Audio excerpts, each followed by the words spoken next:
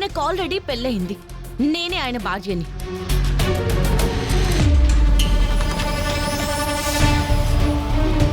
ఏంటి నువ్వు ఇతని భార్యవా? మీ ఇద్దరికి పెళ్ళయిందా? అవునన్నా. వాడు అదే డైలాగ్ చెప్పాడు. ఫోటోలు చూపించరా అంటే లేవు అన్నాడు. కావాలంటే చూడండి, మేమిద్దరం భార్యాభర్తలం. మాకు పెళ్లి జరిగింది.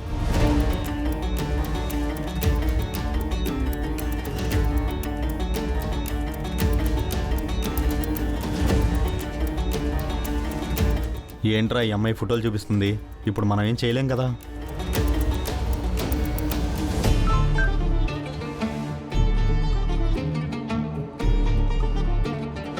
అన్నా, ఆల్రెడీ మనం డబ్బులు తీసుకున్న ఆవిడ ఏదో ఒకటి చేసి పెళ్లి చేయమని చెప్తుంది.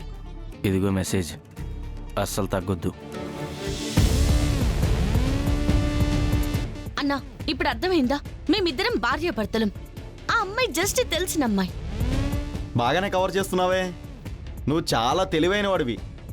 పట్టుకున్నావా లేదో అప్పుడే ఒక క్యారెక్టర్ని క్రియేట్ చేసి పెళ్ళి అయిపోయిందన్నావు. ఫోటోలే లేవన్నావు. ఇప్పుడేమో ఏకంగా భార్య అనే క్యారెక్టర్నే దించేసావు. సూపర్ ప్లానింగ్ మామా. చూడమ్మా, ఇలాంటి ఫోటోలు నేను క్రియేట్ చేయగలను.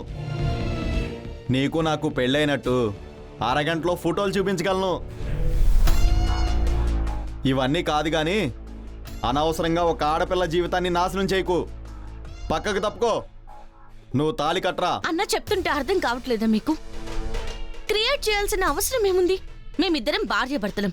కావాలంటే మా ఇంటికి రండి. మా ఇంటికి వస్తే మా కుటుంబాన్ని చూసిన తర్వాత తెలుస్తుంది కదా మీకు నేను ఆయన ఏమవుతాము.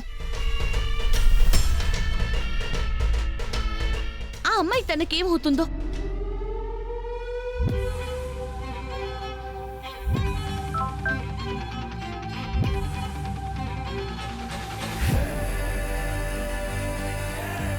అమ్మా, ఇదంతా దీని స్కెచ్చా?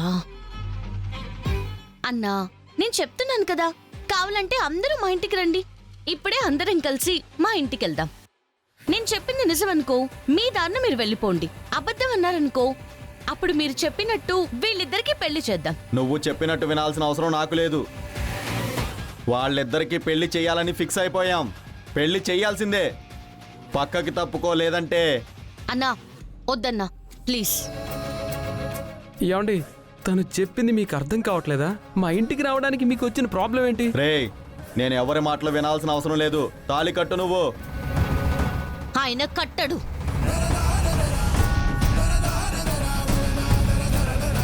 పెళ్లి జరిగిందని ప్రూఫ్ చూపించా, నమ్మనంటున్నారు.